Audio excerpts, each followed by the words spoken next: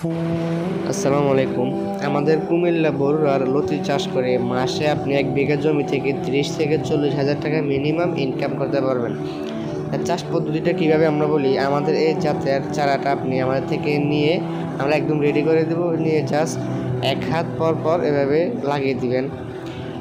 সারির দূরত্ব 1.5 হাত রাখতে পারেন, চারা দূরত্ব 1.5 হাত, মানে 1.5 হাত করে ফাঁকা এবং কি সারি এভাবে রাখতে পারেন। তো লাগিয়ে দিয়ে মাঝে মধ্যে সপ্তাহে সার দিবেন। 2 মাস পর থেকে আলহামদুলিল্লাহ লতা বের হওয়া শুরু হবে। টানা 5, 6, 7, 8 একদমকি 9 মাস পর্যন্ত লতা এটা দিতেই থাকে। এবং আপনি যতদিন জমিতে চারাটা টিকিয়ে রাখতে পারবেন, 1 বছর রাখতে পারলে আপনাকে 1 বছর ফলন দিবে। তবে অতটুকু রাখা যায় না, যেহেতু এটা কচুটা বড় হলে এটা বাতাসে অথবা এভাবে ভেঙে পড়ে যায়, এগুলো সম্ভব হয় না। 8-9 মাস মিনিমাম আপনি লতা সেল করতে পারবেন।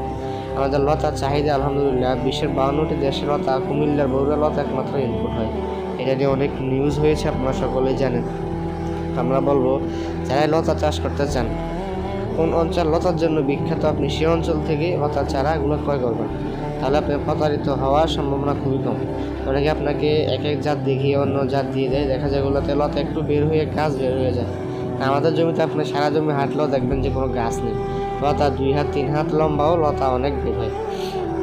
সেজন্য যদি আপনি ভালো জাত নির্বাচন করেন, ভালো জাত চাষ করেন, তাহলে আপনি লাভবান হওয়ার সম্ভাবনা বেশি। আপনি এটা ভালো দামে বিক্রি করতে পারবেন। আমাদের এটা চারা সেল হয়, ফুল সেল হয়, কাঠ কচুটাও সেল হয়, এবং কি লতা তো আপনি টানা 1 বছর সেল করতে পারতেছেন। সেজন্য বলবো যারা আমাদের লতিটা চাষ করতে চান, আলহামদুলিল্লাহ আমাদের থেকে বীজ নিয়ে লাগান, একবার কম করে লাগিয়ে দেখেন। আপনি 1 বিঘা 2 বিঘা করার দরকার নেই, 500, 1000, 2000 বীজ আপনি টেস্ট করে দেখেন ফলন কেমন হয়। পরের বছর আপনি আমাদেরকে খুঁজবেন বীজ নেওয়ার জন্য।